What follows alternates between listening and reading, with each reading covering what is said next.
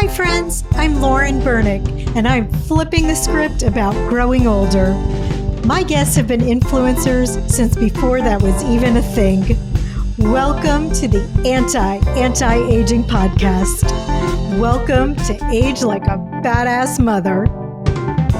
When I was a young mother in the mid-1990s, I suddenly realized that what I put in my children's bodies would affect their health profoundly. Duh. It took me a little while to get from my upbringing that cigarettes and Tab Cola were good for you because they curbed your appetite and that snack wells were actually a health food to this understanding. I began shopping at the Whole Foods in my Houston neighborhood, the one at Westheimer and Wilcrest. I loved that store. Even if I had my sometimes uncooperative kids in tow, it was a respite. I'd stroll down the peaceful, colorful aisles, and I could imagine like all the beautiful, healthy meals that I would cook for my family. I remember that a friend taught me about the horrors of the preservatives BHT and BHA that were found in a lot of kids' cereals. At Whole Foods, I could buy healthy brands of cereals like Barbara's without having to worry what the ingredients were doing to my developing children. I'll never forget my oldest daughter, Jane, came home from a sleepover when she was in the 4th grade, and she stormed in the house and she accosted me with her little hands on her hips and demanded to know if I had ever heard of Captain Crunch. Callie's mom didn't have Barbara's Puffin cereal. She had Captain Crunch. Barbara and I had been busted. Whole Foods was filled with knowledgeable people who were there to answer questions about my fledgling interest in supplements or what produce packed the most punch, and I felt good about myself and what I was doing for my family. And that's what today's guest, John Mackey, has based his life around, making sure that people have access to healthy foods through the store he co-founded 44 years ago, Whole Foods.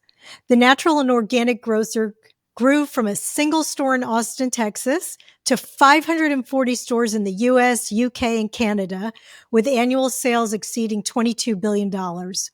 Mackey co-founded the Conscious Capitalism movement and co-authored a New York Times and Wall Street Journal best-selling book entitled Conscious Capitalism, Liberating the Heroic Spirit of Business, and authored or co-authored 4 other books, including his latest, which was an incredible read, called The Whole Story, Adventures in Love, Life, and Capitalism. Not one to rest on his laurels, John is now doing for the health system what he did for the natural foods industry, totally transforming it. His new venture, Love Life, is an integrated health and wellness company that makes lasting health and vitality attainable. Please welcome a man who is infused with love and entrepreneurial spirit like no other, the badass Mr. John Mackey. Welcome. Thank you, Lauren. It's great to be here today. First of all, it was a fantastic book, The Whole Story, Adventures in Love, Life, and Capitalism. And I remember reading that you lived in a co-op at the University of Texas, Prana House. Yes. And all 3 of my kids graduated from UT, and one lived in House of Commons. Did they have House of Commons back then? Do you recall that? I've heard the name before, but I don't remember that back in the day. Yeah. I was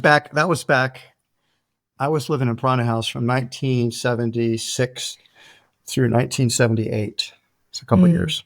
It was a while. And so I guess that set you on your trajectory for being a vegetarian. It did. But yeah, aside from vegetarianism, what else did you learn from living in a co-op?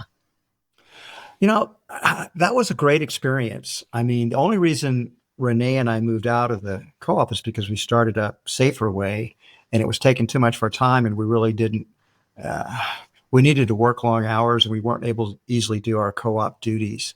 So, and we decided to basically ended up living in the store. We weren't supposed to. It wasn't zoned for that. We lived on the 3rd floor, and we didn't have a bath or shower. We used to actually clean up in the Hobart dishwasher, which I'm pretty sure broke most of Austin's health code rules. It's probably a little more relaxed back then. But in terms of your question, I learned a lot. I mean, of course, that was when I had my food awakening. Until then, I had kind of just thought that I knew exercise made a difference in our health, but I always just kind of thought my body was like a machine, and you have to go in and get gas, a couple times a day to keep the car running. and as long as it tasted good, that's all, and it filled me up. That's all I thought that was all that really mattered. I didn't think about I thought of myself as a machine rather than this living organism with tens of trillions of cells that need to be nourished with healthy food. That realization came to me when I was living at Prana House, and and then I became on fire about it. It's like, oh my God, this is like amazing. And I began to read book after book after book. I learned how to cook. Also, my diet expanded. People think a vegetarian diet's sort of narrow, but in fact, I was eating sort of a standard American diet, and I mean, the only vegetable I ever ate was like a pickle on a hamburger, and and and now I started trying everything, and I learned to like gradually every single plant-based food. You just expose yourself to it many times, and you'll start to like it. And then I became the food buyer for the co-op. Then I went to work for a small natural food store, and I got so excited about it and so enthusiastic about it. I wanted to have my own store, and went home back to the co-op and pitched my girlfriend Renee about the idea of opening up our own store. She loved the idea, and so that's how we started Saferway, which led to Whole Foods. Wow. I hope the experience of living in a co-op lights a fire under my kid in some way. But so now the great thing about living in that co-op, besides I made a ton of friends. There was always people to hang out with. These were very healthy people.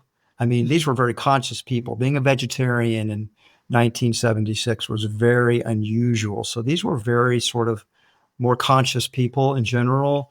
And they taught me a lot. I learned to meditate there. They taught me to not only about food, but about just, my world got bigger with this group of very conscious people. I really feel like they were a bunch of hippies, and I became a hippie after I started living there. do you still meditate? Oh yes, absolutely. What's your meditation practice like?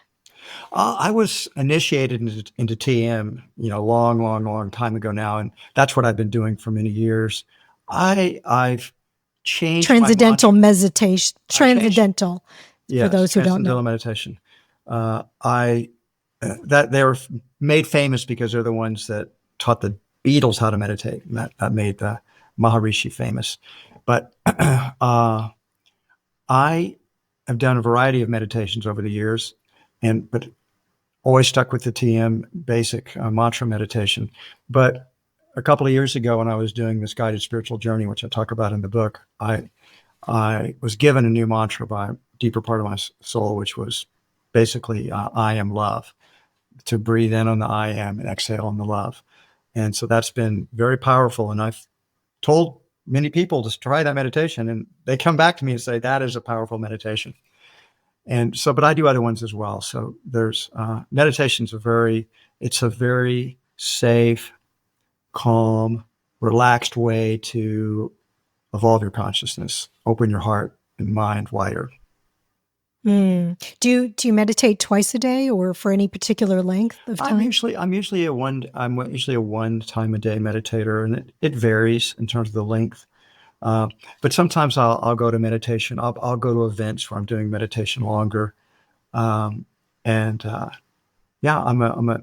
also, breath work has been a big factor for me over the years as well. That's very powerful. I always tell people that have never had sort of a transcendent experience of a deeper, connection to the universe, that if they don't want to do psychedelics for some reason or any reason, then I say, do breath work. It's very safe. You're just breathing. But if you do it and you keep breathing, I almost guarantee you're going to have a transcendental experience of a deeper part of reality. And if you do the breathing, a lot of people get scared and stop the breathing because they're getting into a space that they're not familiar with. But so those are the two things that have been most constant in that, and plus I've been a student of the Course in Miracles for a long time. That's had a huge impact on me. Yeah. I read that in the book, and I was like, oh, I forgot about that.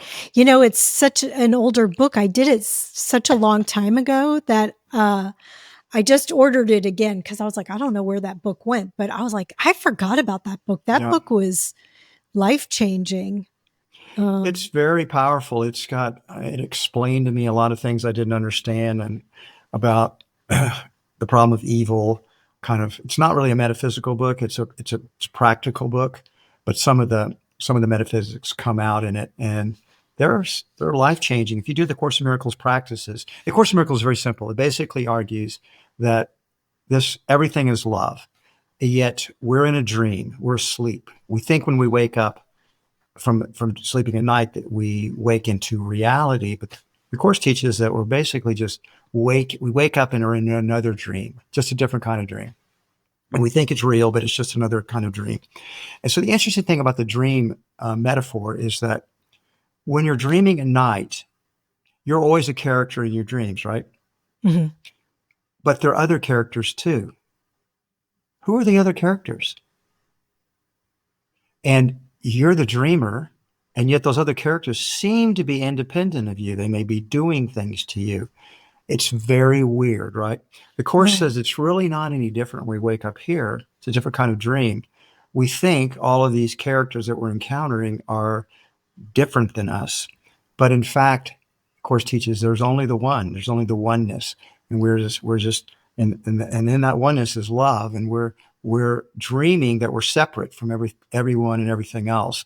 And so the Course's path is to awaken from the dream. And it's a very gentle path. You awaken to love, through practicing forgiveness, letting go of your fears, letting go of your judgments, letting go of your guilt, being present in the moment. In the moment is love. And if you forget, remember, in the next moment, you can be back in the moment, and in that moment is love, until that's all there is. So it's a very simple path, but one that you have to be diligent at to continue to work at it. And so over the many years I've been doing it now, I started in 1985, so we're talking about almost 40 years, it's had this gradual effect on me so that I feel like I'm a very different person in all the ways that matter than I was 40 years ago.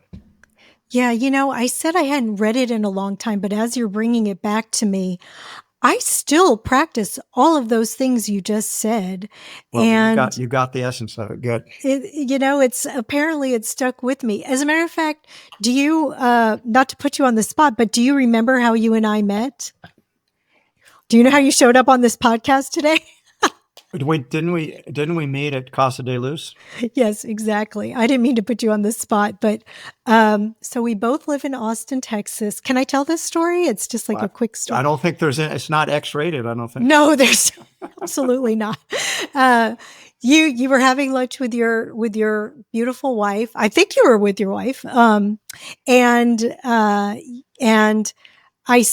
noticed you. We were both at this, we both eat a whole food plant-based diet. So we're both at this fabulous restaurant in Austin, Casa de Luz. And I noticed you, and I knew you would make such a good guest for the podcast, but it just made me sick to my stomach to interrupt your lunch and to go up and bother you, because the truth is, I feel like you're the kind of person who probably everybody who encounters you probably wants something from you. And it made me sick to think that I'm going to do that to you now. So I sat there for a while and I tortured myself in my head. And I thought to myself, first of all, I had a thought that popped in my head that said, fortune favors the brave. And then my other thought was, yes, you want something from him, but you also are coming from a place of love where you have an audience who would love to know more about him. And so maybe you could look at it as you're giving something to him. So I got my nerve up and I went over to you, and I am telling you, that's why I said you're infused with love in the introduction, because you never made me feel like, oh, this lady's bothering me. She's interrupting my lunch. You could not have been more lovely, and your wife was lovely, and you agreed to come on the podcast. And then the funny thing is, I don't know if you remember this. Oh, and then I said, well, how will I reach you? And you said, well, my book's coming out. Just contact me. Here's my email. And I emailed you. And then the next week I went back and I saw you again. And you remember, I reminded you we met last week. And then I went back the next week and I saw you again. And I've never seen you before or since then. There you have it. Thank you. It was destiny. It was destiny. Uh, But because the name of this podcast is Age Like a Badass Mother, and I'm trying to instill some of the things that help us age well, it is about maybe being brave and coming from a place of love and trying to help each other in this world. I think that's a good way to age, and it's a good way to slow the aging process down as well. Absolutely. Do you can you share a little bit about like your first store in Austin and then the flood and what happened with that? Sure. Uh, so the first store, Renee and I opened it up. It was named Safer Way, and it was takeoff on Safeway, Safeway, Safer Way. And no, Safeway never sued us. It would have been good publicity if they had. I mean, we were way too insignificant for them to pay attention to. And uh, Renee and I didn't know anything about business or retailing at all. I mean, truthfully, uh, I never graduated, but I have 120 hours of electives, none in business. They're mostly in philosophy, religion, world literature, the humanities in general, some psychology, whatever I was interested in. And but business wasn't something I was interested in at that time. So, and my resume is a weird resume. It's like I had odd jobs like busboy, dishwasher, boys camp counselor. I worked in a small natural food store for about 6 months called Good Foods, and then then CEO Whole Foods Market. So Renee and I did not have that business background, and we didn't know what we were doing. So we opened up this store that was uh, not in a major commercial area. It was not on a, like wasn't on Lamar. It was on Rio Grande and 8th Street, which now is the Headwaters School. So that Safer Way building is still there. And I look back on it now romantically because it was my youth and it all turned out well, but it was a struggle. We really had to figure things out as we went along, and we made a lot of mistakes, and we were lucky to be able to find a way to relocate the store into the Whole Foods Market, change the name, and merge with another small natural food store because that just took off. So Safer Way was a good education. I learned a lot. Now, also Safer Way was it was a vegetarian store. Renee and I were very young and idealistic. It was a vegetarian. We didn't sell alcohol. We didn't sell coffee. We didn't sell white sugar. We were very pure. But we also did very little business, and we'd gotten a little bit too pure for where the market was at. And something I think a lot of people don't understand about business is that ultimately business's purpose is to satisfy customers and provide customers what they want to buy. You can't just tell people what they must buy. You have to be able to you can pick your customer base out like Whole Foods did, where we didn't sell anything with artificial ingredients, flavorings, and colorings or preservatives. We favored organic foods. We favored whole natural foods because there was a big enough business for that. But what Safer Way was doing, when we didn't sell meat and we didn't sell alcohol and we didn't sell coffee and we didn't sell sugar, we really overly narrowed our market down to such a small little niche that it wasn't a viable business, probably in the long run. So, but once we did loosen that up and opened it up and opened up bigger store and renamed it Whole Foods Market, it just took off. That first Whole Foods Market within 6 months became the highest sales volumes natural food store in the entire country in just 6 months. It was a phenomenon. And I don't think anybody working there, except for one of my co-founders, Craig Weller, was over 30, and he was only about 32 or 33 then. He was very young, very, very, if you look at the pictures, everybody had long hair, and it was very hippie-ish, kind of. Yeah, I love the pictures in the book. Yeah. They're great. Very much a kind of a hippie counterculture store. But it was a huge success. And we had built it in what's called the 100-year flood zone.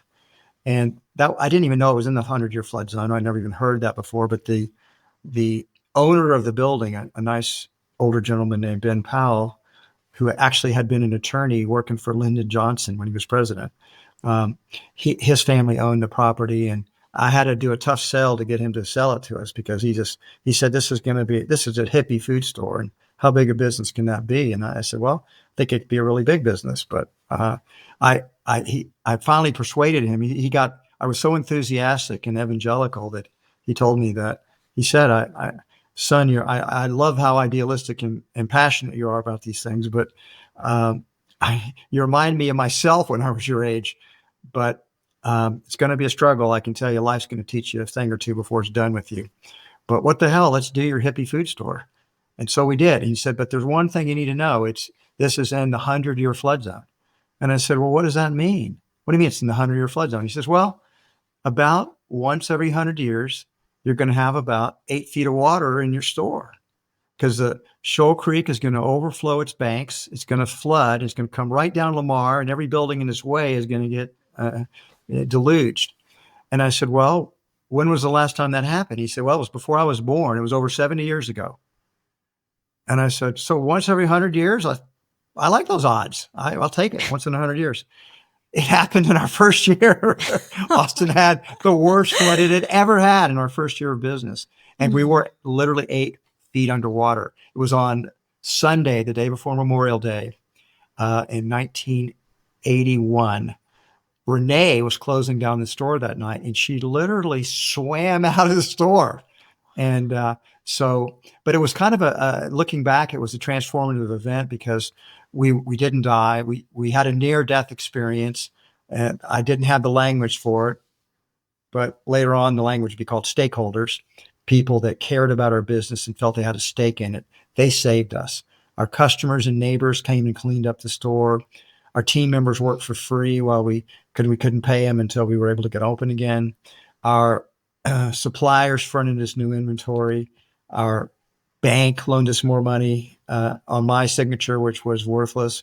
Found out later that the bank had actually turned our loan down, and that the banker himself personally guaranteed the loan, which was incredible. We were, and the investors put more money in. So we were able to get back open again, and then we just took off right where we left off. But I never forgot what the stakeholders did to save us. In some ways, I feel like I've been paying them back ever since.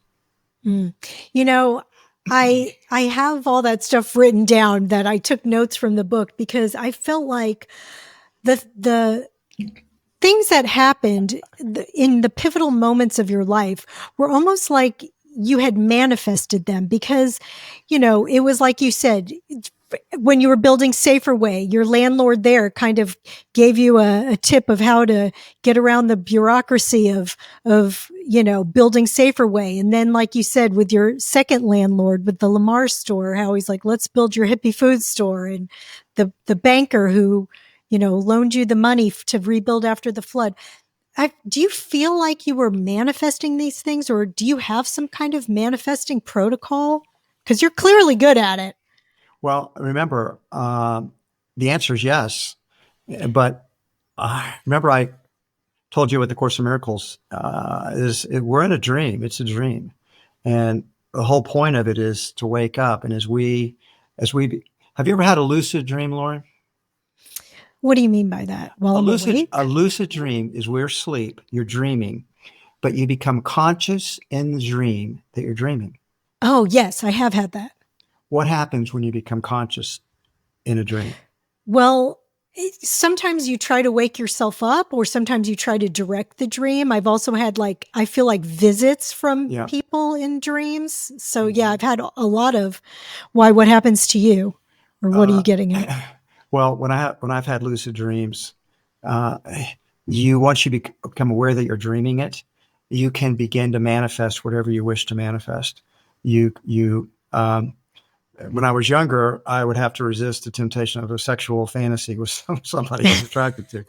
But almost always I would fly. I loved flying, and I would just fly around.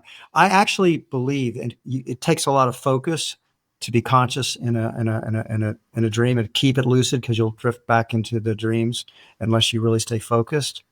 But one time I remember specifically that I've stayed focused for a long time.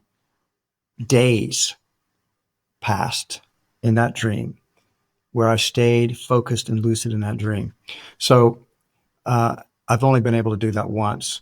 But the point I'm making here is that I don't think it's any different here. When you become more conscious, when you understand that everything that's happening in your then this dream that we're living is something that we're creating through our thoughts, our emotions, and that our fears, our judgments, our anger, our guilt, our fear, our sadness, all those all those things are powerful. They go out into this dream that we're living, but so do love and forgiveness and kindness and generosity. That the dream that we're living is reflecting back to us who we are, reflecting back to us the thoughts and emotions that we're putting out. So when you become more conscious in this particular dream, you begin to try to you begin to try to show up in a more loving way with everyone, and then that's what comes back to you. Basically, your reciprocity is occurring as you. It's almost like I think we're like in a multiverse, and as we become as we make choices and we choose to be more kind or loving, and every day we're faced with lots of choices of how we're going to show up and how we're going to be and what we're going to think and what we're going to feel. And if we put out this negative vibe, that will come back to us one way or another. If we put out this positive energy, that comes back to us as well. And I think we make these different choices so that kind of like we ripple down into the dream, whatever we're creating, and those people that sync up with what we're thinking and feeling, that they're coming along with us. And in other parts of the multiverse, we make different choices, and other people are coming along with it. So when people say, we're going to have an AI apocalypse, and I said, yeah, I'm not. you might. I'm not. I love that. I'm not. I'm not having that. Wait, I'm not going there. would you feel comfortable sharing what your dream was about that you had for days, or is it private? I today I don't remember it that clearly. What I remember was that I was there, and I as long as I maintained my focus, I could go wherever I wanted to do, talk to whoever I wanted to talk to, feel whatever I wanted to feel, fly. And then I even went to sleep and woke up, and I was still in that particular dream. I didn't lapse back into this one. So that's really all I kind of remember about it. I don't remember all the details of it. It was so fascinating to me that I could, and I began to think, I wonder if I'll ever go back to, it was very pleasant. So I wonder if I'll ever go back to the other dream I was having, or of, being awake, so to speak. And of course I did. And, Wow. So I don't know what else to say about it. The details really weren't important. It's the fact that I had it that's important. Do you keep a pad and paper by your bed so when you wake up, you? I used to do that, but I don't do that anymore because, when I wake up, all I want to do is go back to sleep. I'm now at the age where I just want to get as much nourishing deep sleep as I can. So if I start writing things down, I'm going to probably wake up. It's one thing to do that when you're 30 years old, but it's a different thing. It's like, I really want to get a good night's sleep. I read in the book that you have kind maybe not forever, but stop drinking because you've realized it interferes with your sleep. Yeah, that's my Apple Watch did that. I got an app on my Apple Watch called Auto Sleep. I downloaded it for about $4.99. And I've been tracking my sleep for the last several years. And I was puzzled because I could see I study my sleep, right? Sometimes I get a lot of deep restorative sleep, and other nights I wouldn't. So then I began to make notes of, well, okay, what did I do that day that led to a really good night's sleep? And here's what I figured out for myself. The first and most important thing is exercise. If I get enough exercise, I'm going to have a good night's sleep. And I'm going to get deep sleep. The restorative sleep, deep sleep, when the body is dreamless and going into the deepest place where the cells are regenerating themselves. And the second thing I discovered is if I eat too much food at night, or if I eat too late, the quality of my sleep diminishes. So I've learned, okay, I'm going to eat my main calories. I'm going to eat during the day. I'll eat light at night and not too late. And that's working well for me from the sleep standpoint. And the third thing was that alcohol.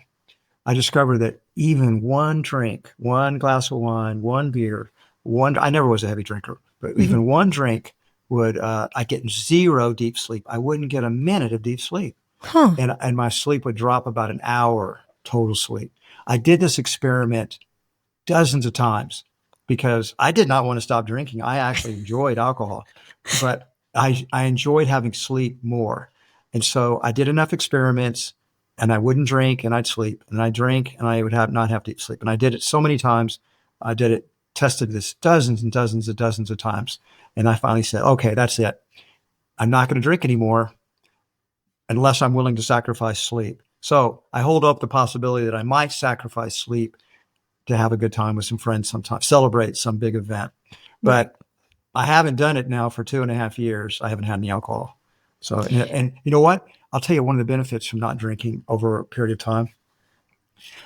When I would drink, say I had a couple of glasses of wine, the next day I wasn't drunk, but the next day I would feel not quite as good. I'd be a little bit hungover.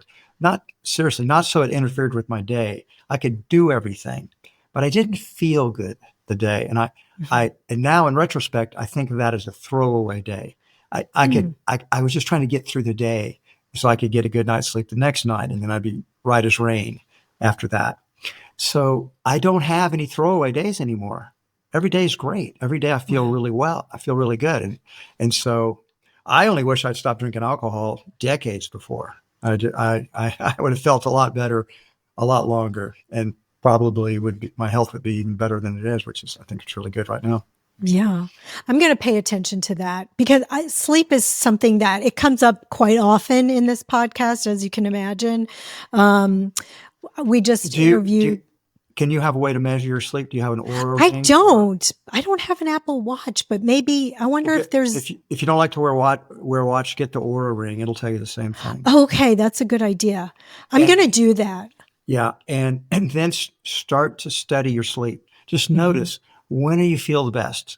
Well, what happened that day, and when you don't sleep well, what happened that day? And it may be different things for you than me, but for me, God, I hope it's not wine.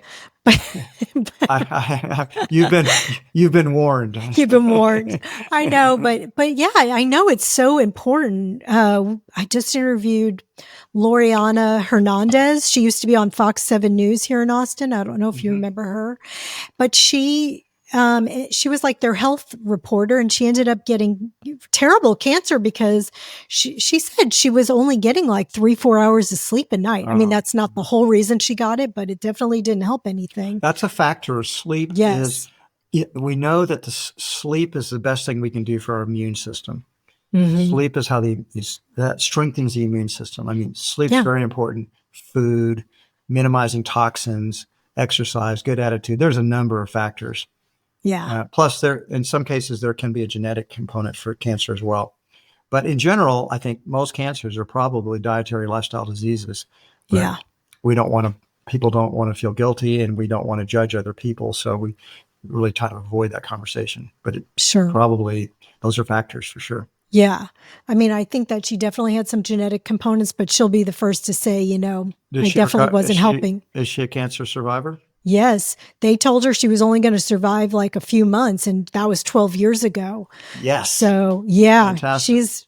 she's actually, that was this week's podcast that we just released. She was quite an inspiration.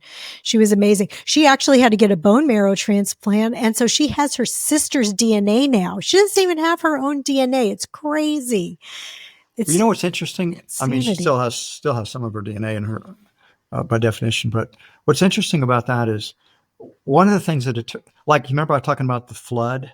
The flood was a transformative event for Whole Foods. We weren't the same company after that. We changed a lot of things. As I said, I've been paying back to stakeholders ever since. I felt a new sense of purpose because when you have it was a near-death experience. Yeah. So with Lori, right? Loriana. I'm sorry, what? Loriana. Oh, Loriana. Loriana. Okay. Loriana, got it. So Loriana, that cancer might end up when she looks back in her life, in the retrospective, she might say, I know this is hard to believe. That's one of the best things that ever happened to me because she kind of had a near-death experience and she's probably changed. It's become an ally to her. It's helped her see how precious life is, how that you don't want to lose it. You don't want to take it for granted. She's probably changed a lot of her lifestyle habits to give her immune system the best chance for a long life. And so sometimes those things that seem to be the worst things we can possibly imagine if we can turn them around to make them blessings in our lives. And I would never presume to say that about anybody else because it's Yeah. not my place to do so. But in fact, in my own life and many people I know and love and care about, having a bad event occur, if they reframe it and don't become a victim to it, but see it, what's this trying to teach me? There's a lesson here for me. What is it I'm trying to learn? Then you reframe it and it can transform your life in a very positive way. Yeah, I agree with that. And I think she would say that too. I think she did say that. Um, what advice do you have for people who are like in their middle age and they really haven't gone after their dreams yet because they're afraid or they don't think it'll work out or they don't really know how to do it? Do you have any Yeah. advice? Well, I have definite beliefs about this. I believe everyone is called to a hero's journey, and that calling is coming from within your own soul. It's coming from within. It's quiet. It's a whisper. It's that. It's the urgency. This kind of nagging thing that you feel that you want to do. It's always something you want to do, but for a variety of reasons, fear of failure, fear of rejection by people that care about us. Perhaps if you're young, pressure from your parents, maybe your peers think it's a nutty idea. Um, but I really feel like the real key to happiness, and this has been true for me, is answer the call. And until you're dead, it's not too late to answer the call. Um, and Yeah. even then, I don't think it's too late. But I do think uh, uh, life's an adventure. And once you realize that you're not getting out of here alive and that you can have an amazing life if you'll have the courage to just follow your own inner guidance for your own hero's journey. And it'll take you places that you can't even imagine. So ultimately you have to be able to have the courage to act even when you're afraid and to follow that path that you know your heart is calling you to do this. And if you don't do it, you'll regret it. You'll get to the Yes. later in your life and you'll think, why didn't I do that? I'll tell you a story. I won't leave him nameless, but one of my closest friends in high school and college, and still today, we're still good friends. He really, when he was in his late teens, early 20s, more than anything, he wanted to be a writer.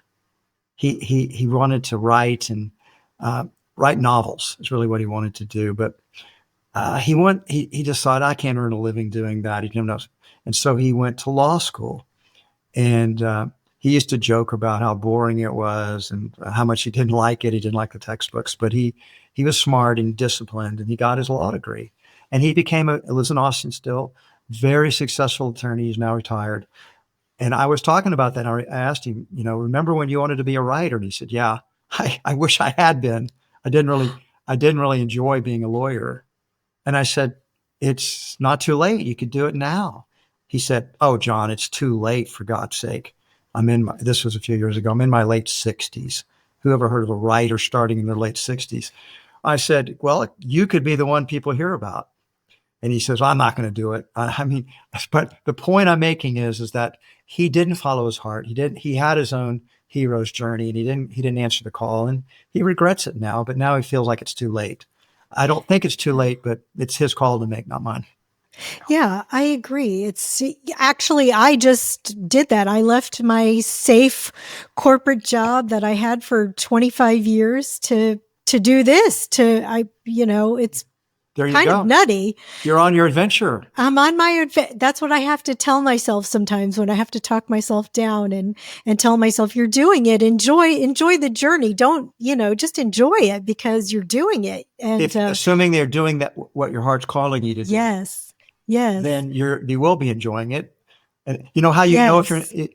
if you're not enjoying it, then you may not be on the path because Right. when you're following your heart, you may not be happy all the time, but in general, you're following your purpose, you're following your inner guidance, you're on your path, you're on your adventure, Yes. and it's going to be fun.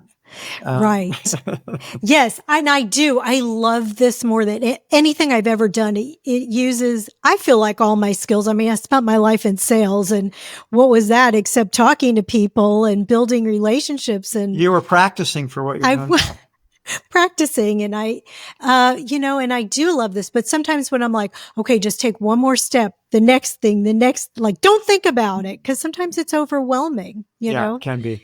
and that's what I just hope people will take away. Just like you said, just don't be scared. Just do it. Just keep going. Well, you can be scared. Fear Exactly. is natural, but choose to move forward anyway. Hmm. One step at a time. Be present in the moment, and take the next step. Yeah. And I mean, I think that people look at you and they're like, well, that's easy for him to say. He's like, but you've had some things where they didn't Oh, go your way. oh my gosh! If you What? read my book, you have to see that I made so many mistakes.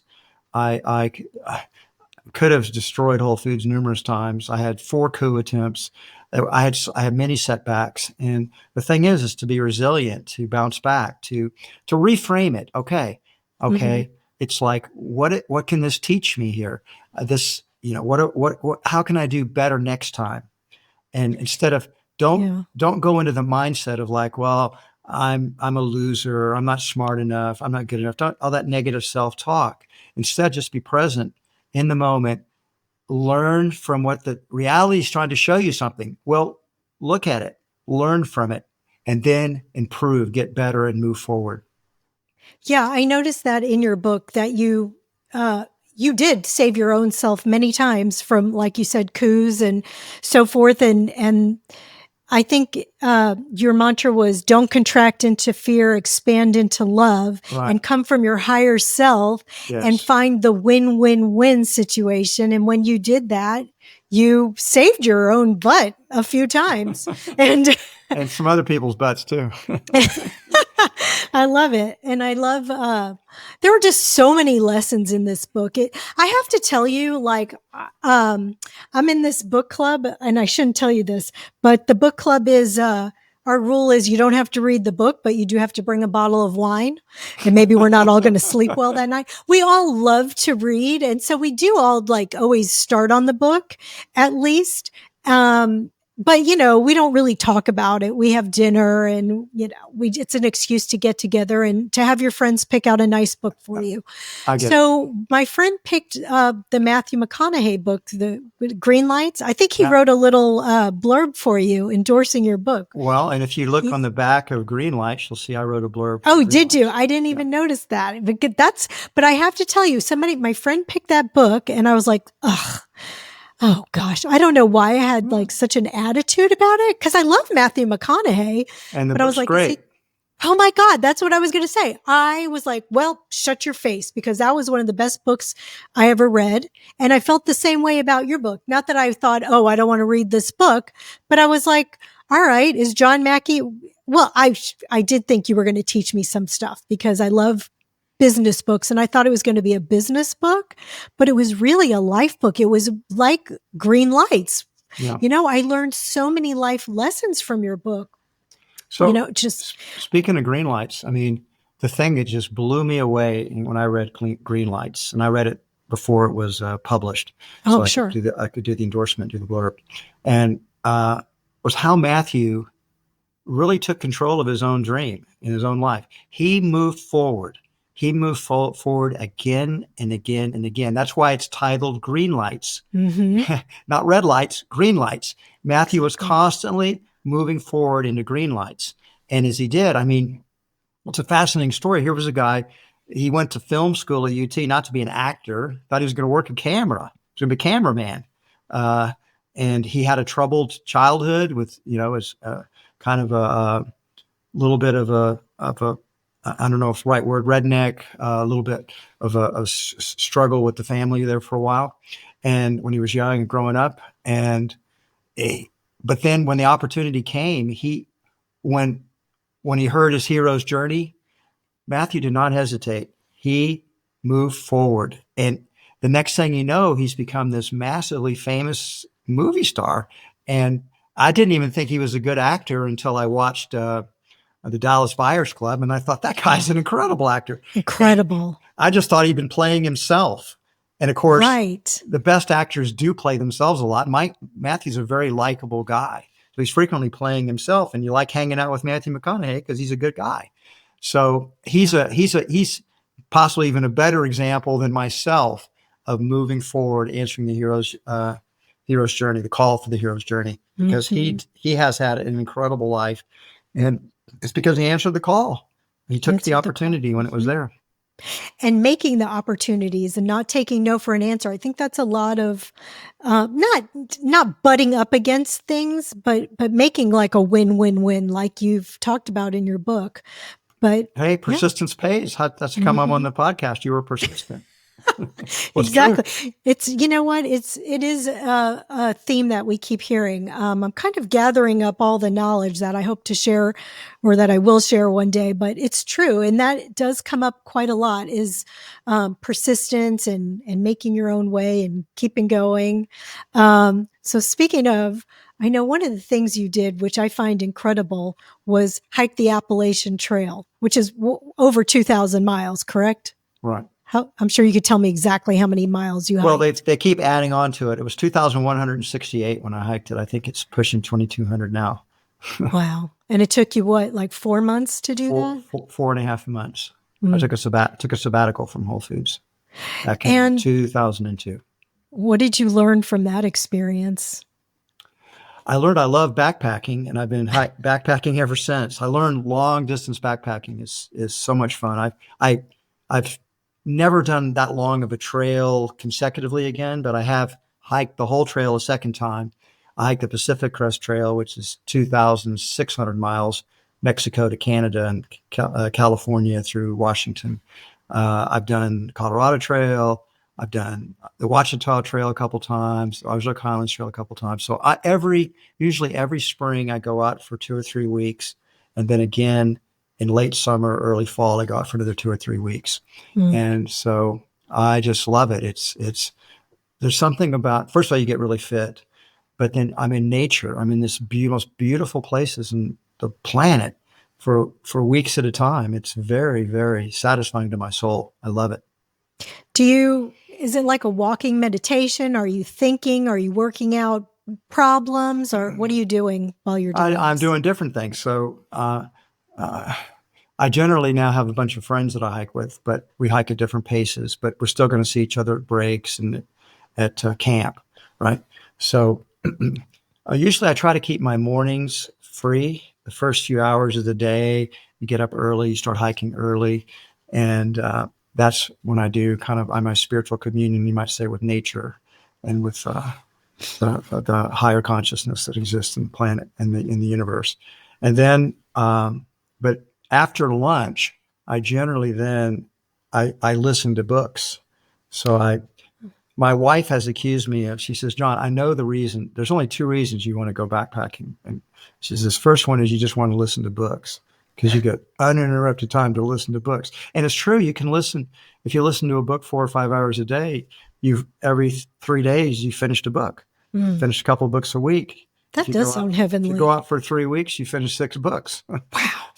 So, and she said, you go out to do that and you want to eat, you want to have an excuse to eat vegan junk food because you're not, you can't cook really healthy meals. You're eating bars and you're eating stuff that you wouldn't ordinarily eat because you're trying to keep your pack weight down and not carry too much weight. So I'm back to when I was a kid and my body's a machine and I just need to give it fuel. But then when I'm off the trail, I'm in a town, I can eat really healthy again. Mm-hmm. What's your favorite book? My favorite book that that you did not write. I was going to say the whole story, but it is a great book. I mean, I think it's a difficult question because there'd be different categories, maybe. No, different times of your life. So true. A book that I might really have enjoyed, like the first book that had a huge impact on me when I was really young was I read War and Peace. So it's supposed to be the longest book ever written. Wow. So I read War and Peace by Tolstoy, and it was an incredible book. If you haven't read War and Peace, It is an amazing book. I read Anna And Karenina. that's my favorite Tolstoy. And actually, I listened to that one while walking. And then I was like, I remember getting to the end and I'm like, this is the end after I listened to this book for like, I don't even know how many months. Or what, it wasn't months, but So I like a lot of the yes. Russian Russian authors literature. for literature. I love Dostoevsky. Mhm. I also love Solzhenitsyn. The Russians are very. Alexander Solzhenitsyn wrote.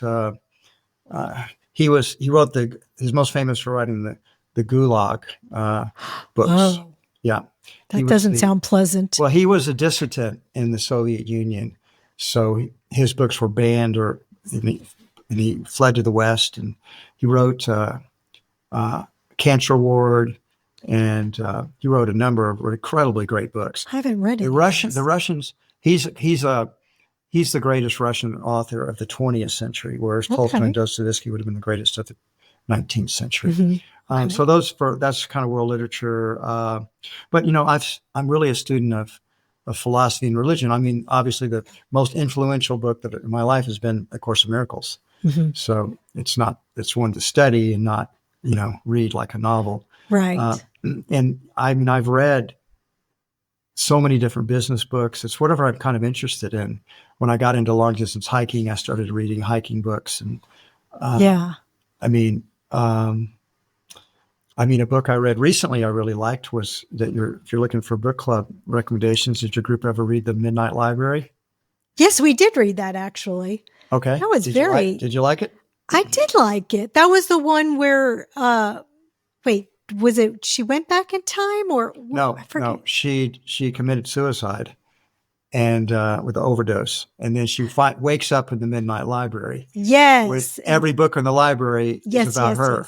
Yes. Right. Different choices she could have made in her life. And every book shows her what would have happened if she'd made those different choices. Right. Okay. So it's kind of like what you were just talking about. But yes, we did read that. We've read so many things I can't even. Well, that author has another incredible book. If you like The Midnight Library. What was the other one? Another one to recommend was How to Stop Time. Oh, I haven't read that one. So here's the premise of How to Stop Time. So you've heard about these children that die of old age by the time they're about 8 or 9? Yes. That's a type of disease, right? Their cells have accelerated aging. Right. Well, the author says, well, I wonder if people are born that have the opposite. Their cells age incredibly slowly. Is this fiction? Well, I don't know. It is a fictional book, yes, but it's an interesting premise. And so in this book, there are people that only age. They're aging, but they only age for every 15 years we age. They age 1 year. Huh. After they reach puberty, they have a normal life. They reach puberty, and so imagine you're 13. All your friends are 13. Your body turns 14, they'll be 28. When you turn 15, they'll be 43 by the time you turn. And so what ends up happening, I'm not going to tell you the whole story, but what ends up happening is they have to hide themselves, because they were accused in the past of being witches, or, they don't age and they've been bewitched and bad things happen and they get persecuted. So they have to hide themselves away. Otherwise, think about it. All these experiments would be going on today, trying to crack the code. So everybody could live much longer. So you could live 1,000 years, basically. Oh, you're averaging 1 year every 15. By the time you lived 70 years, you'd have lived over 1,000 years. Wow. Oh my gosh. That's an interesting book. That's an interesting, maybe we'll read that. That's the same author as Midnight Library? Yeah, okay. Matt Haig. So I'll just say one other thing interesting about it is that they create this sort of club and they set certain rules. And one of the rules that they set out is you can't fall in love with people because they're going to discover the secret, because you're not going to age and they're going to get old and die. And then you're putting the whole society at risk. Mm-hmm. So they had a rule of you can't love. And so the main character maybe doesn't like that too much. So we'll just say that. Yeah. That's actually like a movie, Age of Adeline. Did you ever see that movie? I did. It was a great movie. Yeah. Yes, with That reminds me of that. Harrison Ford. Harrison Ford and Blake Lively. That was a great movie. Yeah, exactly. Yeah. Speaking of love, do you believe in love at first sight? Because it seems like you kind of had that with your wife. You've had a lot. You talked a lot about your different loves in your book, and I also found that fascinating. I do believe in love at first sight since I've experienced it Mm-hmm. numerous times. but but I cannot speak for women, but I can speak for myself, and I think for many men. I think that men fall in love very easily because I'm going to give you a genetic reason for it. We fall in love very easily if you believe in the evolutionary psychologist philosophy that men are trying to spread their seed around as where they can, and the best Sure. chance they're going to get to do that is if the woman believes that they are committed to them, and that when men fall in love, they are committed while they're in love, but sometimes it doesn't last that long. It's got about a half-life of about 6 months, and that your endorphins go down, and then after about a year, if you still love somebody, then you probably will make good partners. But a lot of people break up after 6 months. A lot of young people break up after 6 months. Where did the love go? Well, they're talking about that feeling. When you first fall in love, your brain, not just lust, your brain is secreting a high degree of endorphins. It's giving you that feeling of bliss. But the body can't stay in that state, or it's not meant to stay in that state indefinitely. And so it begins to settle back down after about 6 months. And after about a year, you're back to normal endorphin levels. Mm-hmm. And so it's like, where did the love go? Well, the love's still there, perhaps, but that giddy feeling you have when your beloved walks in the room, that when you first met, and when you first fall in love, there's a saying that it's like, I've never felt this way before. This is different. I know I've been in love before, but never like this. This is the best. This is the greatest. And it's like, this time it's different, but it's ultimately not different. So the answer to your question is, I've fallen in love many times, but when I met Deborah, I truly had met my soulmate, my true love. Yeah. You've been together, married 33 years? 33 years, and together 34. Yeah. Same like my husband and I. And I fell in love with him at first sight too. I mean, I really did. I feel like I felt like, that's when I kind of started believing in past lives, because I think when I saw him, time like expanded. I hadn't even said one word to him when I was like, I love him. So I understand. Probably most of your listeners do. I hope so. I hope that people get to experience that. So God, there's so many things we can talk about. Tell us a little bit about the decision to sell Whole Foods. So you built this baby from one store to 540 stores, and then you made the decision to sell it to Amazon. How do you feel about that now that the dust has settled? People oftentimes ask me that question, like, do you regret selling to Amazon? And the honest answer is, I regret the circumstances that made that the best alternative for us, because it was the best alternative at that time. And faced with the same circumstances, I'd make the same decision, because I was looking for the win-win-win solution. Yes. So the backstory on that is that Whole Foods, as competition began to catch up to us and undercut us in price while matching our product selection or getting closer to matching our product selection, the conventional supermarkets ignored us for most of our history. And then when they woke up to how good we were doing, they began to compete with us more vigorously. Mm-hmm. And as a result, our stock price began to fall. And that brought in what are called shareholder activists.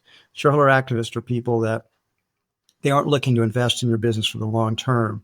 They just want to do something that'll get the stock up 30 to 50% in a short period of time, so they can invest billions of dollars, and then they could make billions of dollars if the stock goes up, takes a big pop. And oftentimes they just try to pressure management to make certain changes. In the case of these activists, they were named Jana Partners. They didn't want to work with us to make the company better. They just told us, they met with us, showed us this PowerPoint, and they wouldn't give me a copy of, because I thought there were inaccuracies in the PowerPoint. Mm-hmm. But then they said, look, John, here's what we're going to do. First, we're going to take over your board. We're gonna fight a proxy battle with you. They just laid out their strategy. We're going to fight a Right. proxy battle. You're going to resist. We're going to win. After we take over your board, we're going to fire the management team because we know you don't want to do what we want to do. So we're going to fire you and anybody else that is with you. We're going to fire. And then we're going to put this company up to the highest bidder and we're going to sell it as quickly as possible for the most money as possible. And there's not a damn thing you can do about it. And walked out of the room. So then, we had hired lawyers and bankers to try to help protect us. So we had to look at our alternatives. They owned less than 10% of the company, but oftentimes that's all that they need to. Nobody owns more than that, or even that much. As a public company, it's owned. A lot of people have little ownership stakes in it, even the institutions. So we could fight them. That was the logical thing to do. We'll fight them. We'll keep them from taking over our board, and we'll push them out. And sometimes that happens. Or we could sell it to somebody friendly, like we contacted Warren Buffett. I thought Warren made a joke about it. He said that, no, I own Dairy Queen. This is not a good brand fit for me. Does he really own Dairy Queen? Yeah. Uh-huh. He does? He owns a ton of businesses. I didn't know he owned Dairy Queen. Oh yeah. He's owned Dairy Queen for a long time. Love him. So he wasn't interested. We met with Albertsons informally to see if maybe, because they wanted to meet with us and they really wanted to merge with us. But for a lot of reasons I don't want to go into, I thought they'd be a terrible fit for us. Would not be a good fit. And what they'd want to do is would be to get rid of our headquarters and just cut back our overhead, and they would run everything, and our culture would be destroyed, and probably our higher purpose would go down the toilet. So I think that was smart. I do not love that grocery store. I'm not going to say bad things about Amazon. I mean, about Albertsons, Amazon, or anybody else. So then I kept asking myself this question: what is the win? I saw this, by the way, as another challenge, another opportunity to grow. That the universe was presenting me with yet another challenge to help me to become a better person and I kept asking the single question: what's the win-win-win solution for all of our stakeholders? What's the best thing for our customers, the best thing for our team members, the best thing for our suppliers, the best thing for our investors? The ultimately answer that came up with, one day I woke up and I knew the answer. Just popped in my head and it says, what about Amazon? As soon as I woke up, and I thought, I'd met Jeff Bezos a year before. He and I got along really well. We liked each other. Jeff's a brilliant entrepreneur, one of the greatest entrepreneurs who's ever lived, probably. We had a lot of things in common. And so we contacted them, and they were very interested. So we flew up. I flew up with 3 of my senior leaders, and we met with Jeff and 3 of his senior leaders, and had, like when you do fall in love, how you sometimes have the conversation. Almost every couple does, where there's a meeting of the souls. You might stay up all night talking, but you're just clicking on every cylinder. That's what we did when we first met. Yeah. We talked about all the things we could do together, and how how Amazon could improve Whole Foods, and how Whole Foods could help Amazon. So 6 weeks after that first meeting, we signed a merger agreement and announced it to the world, and then the government had to. The FTC had to approve it from an antitrust standpoint, and they did, and then we got together, and it's overall been a positive thing. Whole Foods has changed. It's changed in some ways, not the way I would like it to have changed, but people forget that Amazon did some amazing things for Whole Foods, so I'm going to articulate those here. The first thing they did was we really needed to drop our prices. The whole paycheck narrative was really costing Whole Foods. It was very difficult for us to cut prices when shareholder activists were trying to take over our company, because if you're selling something for $1 and now you cut it to 90 cents, well, in the short run, your sales are going to fall 10%. Your same store sales are going to fall significantly. Your profits are going to go down. And then, so it's going to be very expensive to do initially. But then in the long run, people realize, well, Whole Foods has got better prices. I like the service and the quality of the food. I'm going to do more shopping there. And so you have this upward spiral. But that's going to be a lag period. It's probably going to take maybe a year before you begin to recover the overall sales that you lost. And we couldn't do that with the activists. But Amazon, to their credit and to Jeff Bezos' credit in particular, think really long term. They're looking 10, 15 years down the road.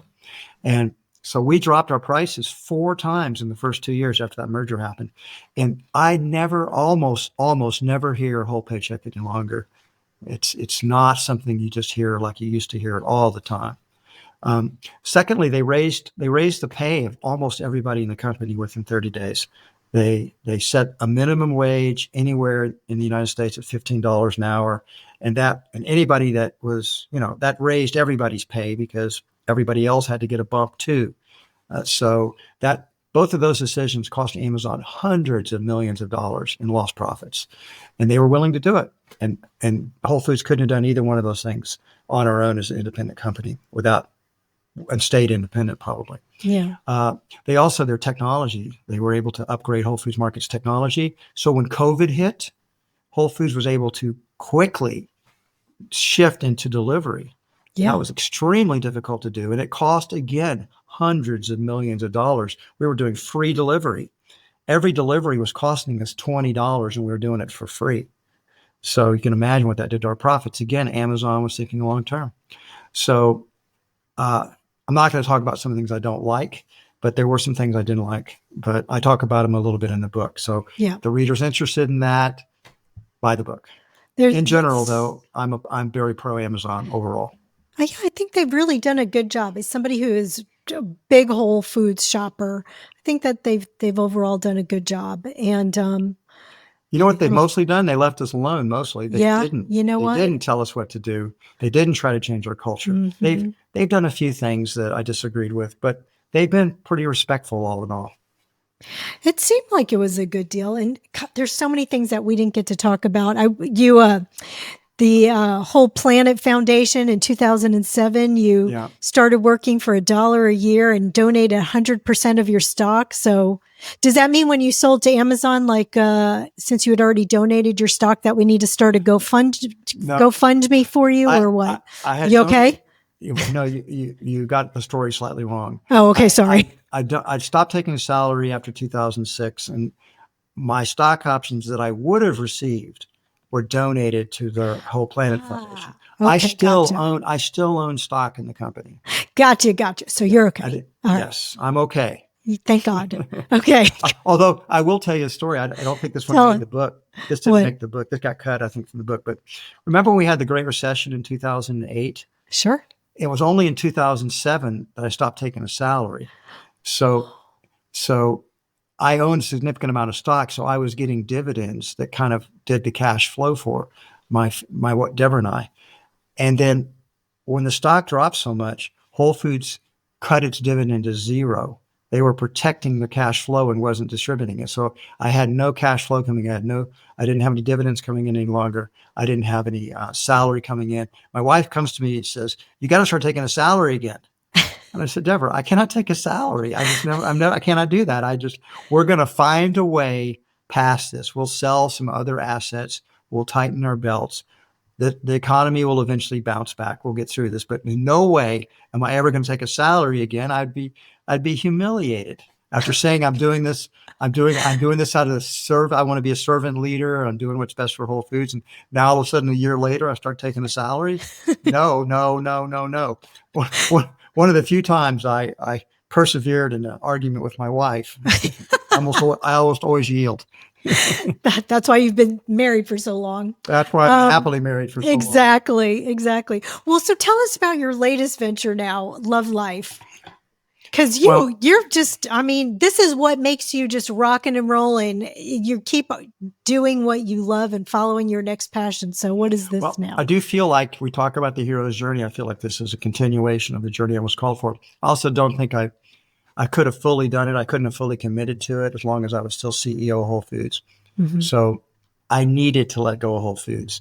And I think this time the universe played a hand in encouraging me to leave. When I did my own inner spiritual work, the message was, you need to let Whole Foods go and you need to fully do Love Life.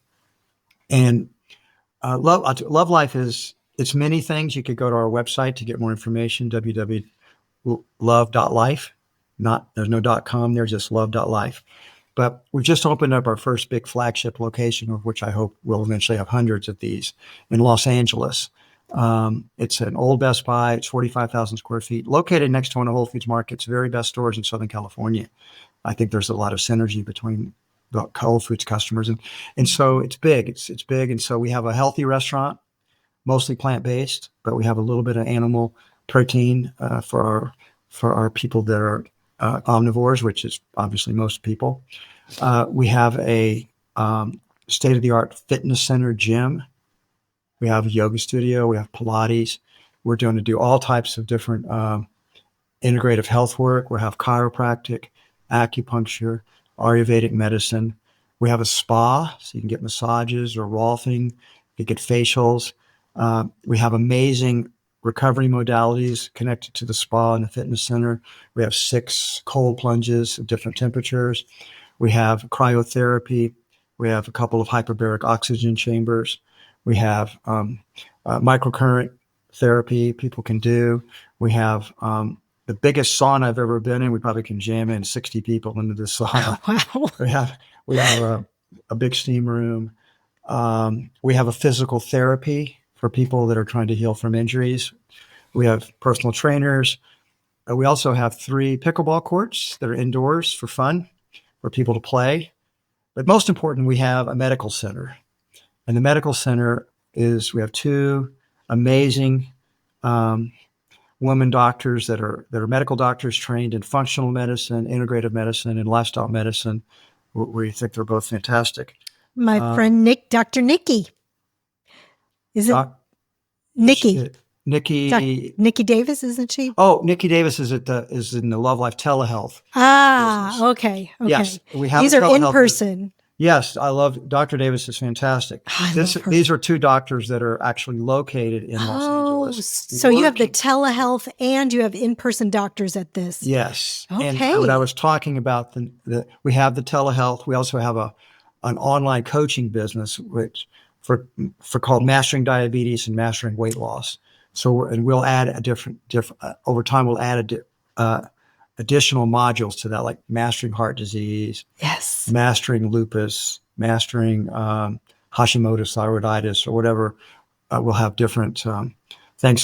So the idea being here is that our doctor's job at the Love Life in LA is to help people not need to see a doctor.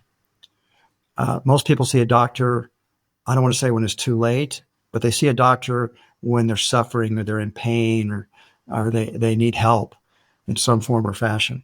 But most of the diseases that are killing people, heart disease, cancer, stroke, type 2 diabetes, most autoimmune diseases, these are not infectious diseases. If you went back 100 years ago, most people's deaths, except for heart disease, which has been a long killer in America for a long time because of our diets, people were not dying they're not dying from infectious diseases anymore. For the most part, COVID was a one-off blip, but pneumonia and influenza are probably the leading killers, but they're way down the list in terms of total deaths. Most of them are coming from the chronic diseases, which people don't need to get. And so our vision is that people will join Love Life. We'll do a battery of tests and assessments to get their overall baseline health. And then with that baseline health, they'll work with their doctor and their wellness coach on a personalized precision plan for them to become absolutely as healthy as they possibly can become, to strengthen the immune system, if they have a disease, to begin to reverse that disease and to prevent them from ever getting these chronic diseases. So it's going to be this holistic health membership club doing all types of alternative modalities, plus traditional Western medical science. And that's part of that's my new thing, my new gig. I'm going to start asking people just a couple quick questions at the end, like a lightning round kind of thing. Okay. So what's the best piece of advice you have for aging well? Well, the best piece of advice for aging well would be to eat a very healthy diet, a whole foods, primarily plant-based diet. But then you have to keep moving, and as you age, you're going to get stiffer. So you need to do Pilates or yoga, something that keep you flexibility. You need to do some strength training to keep your bones from getting too weak, and you need to be able to manage stress. I say meditations are a really good way to manage stress and have a positive attitude. Yeah. That's a lot of things, but it comes down to your diet and lifestyle primarily. People are always looking for a shortcut, and but it's the way we live and the way we eat and the way we manage stress, the way we sleep. Those are the things that keep us healthy and vital and minimize chronic disease. Yeah, I agree. I tend to agree with that. What's the best piece of advice? It doesn't have to be for aging well, but just the best piece of advice that you ever received. Follow your heart. Mm. And you've done that. I mean, that's one of the things that's so lovely about you is that I feel like that's what you've done and what you continue to do. Life's too short. Life's too short to do anything else. I know. I know. What do you have a favorite health or beauty product? No, I don't really use beauty products. Do you use like a moisturizer? No. Mm-mm. Oh my God. The guys are so irritating. Dr. Barnard's like, I have soap and a towel. I mean, Well, but we don't, generally our skin doesn't age as well as women's skin as a result. So you think? Do you wear sunblock? I wear sunblock, yes, on my face when I'm going to be in the sun. Okay. But in general, I believe sun is overall healthy for us in small doses. We need the sun, and people that try to avoid all the sun because they're worried about skin cancer are missing the positive benefits of it.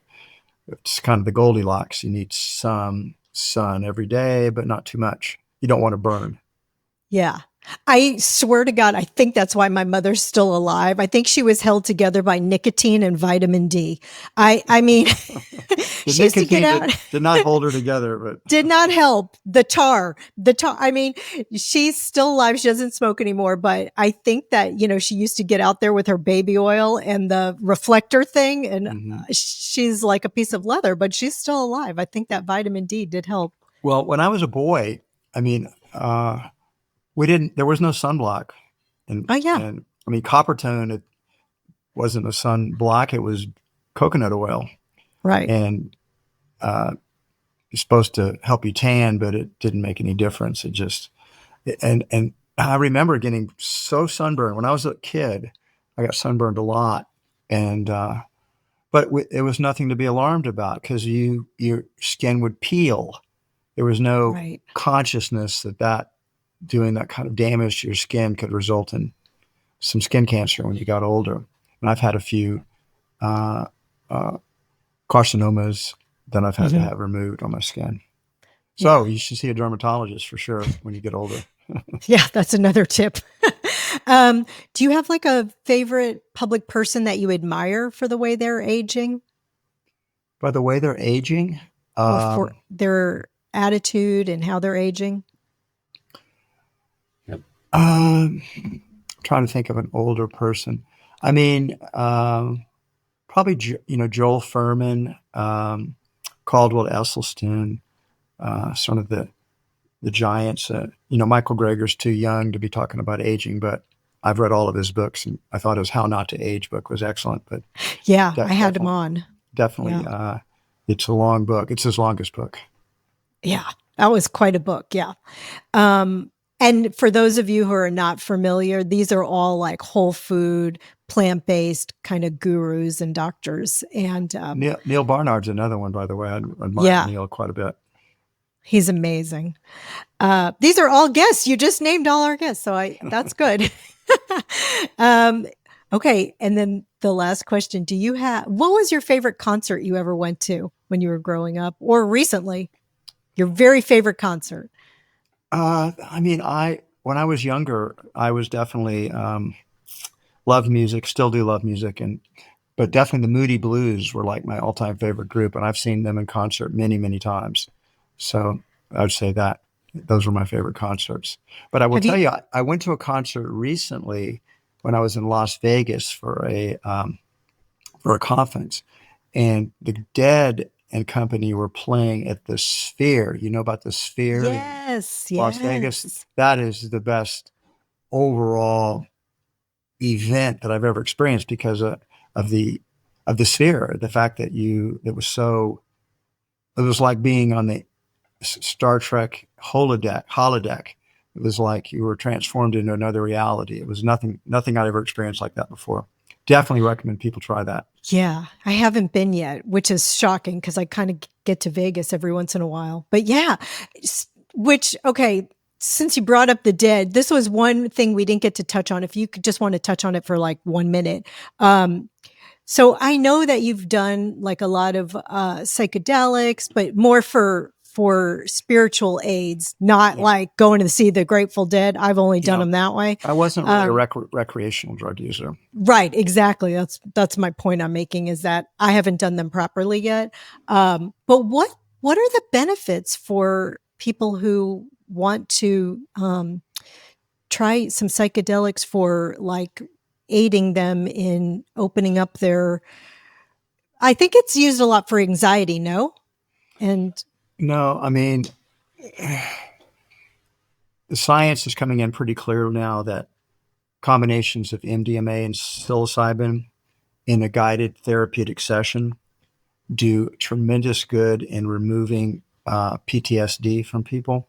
And mm, all of us have PTSD in some form or fashion, just from childhood traumas that we internalized and forgot about. So, and those those are blocks to the realization of love. And so, I really recommend that particular, even though those drugs are illegal, except in Colorado and Oregon for therapeutic purposes. But I certainly support those to be legalized for therapeutic purposes across the country because I think it's can help transform people's lives. That people that I know who are atheists have experienced a deeper transcendent reality through psychedelics and to realize the universe was far. There's a whole interior part to the universe. We're focused very much on the exterior, but within our own consciousness, there's this tremendous interiority that most of us aren't even aware of most of the time. Are we? And it's like going down Alice's rabbit hole. There's an entire interiority universe that we can explore, and psychedelics are one way to explore it, as are things like breath work, meditation. There's others. I'm really passionate about breath work because but the people that are scared about psychedelics or don't want to do something that's illegal, breathwork is a very safe but powerful way to connect to the interiority that I'm talking about. People, if you do it, I mean, some people get yeah, scared when they begin to when they start to go on the interiority journey, it scares them and they stop breathing. But you're safe because you can always stop breathing. You just keep breathing and go along and connect to your soul in a deeper way. And yeah, so that can be a great technique uh, for awakening, realizing that deeper realization for who you really are and your deepest part of your being. When I yeah, say follow your heart, most people say, well, how do you do that? Well, most people are not in touch with their interiority. They're not in touch with their inner purpose, their inner passions. What we do and say kind of reflects it to a certain extent. But once you become conscious of it, then you can do it in a more intentional way and you can move a lot faster in your own spiritual growth and evolution.